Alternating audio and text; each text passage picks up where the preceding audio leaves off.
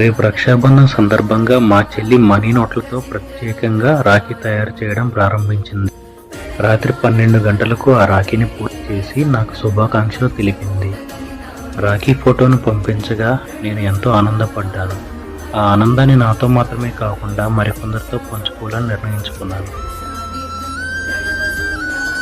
మా దగ్గరలోనే అనాథాశ్రమంలో ఉన్న చిన్నారులందరికీ రాఖీ కట్టాలని అనుకున్నాను. నాకు కట్టిన రాఖీని జాగ్రత్తగా విడదీసి రోడ్డుపై ఉన్న నా దగ్గర నుండి 30 రాఖీలు కొనుగోలు చేయడం జరిగింది.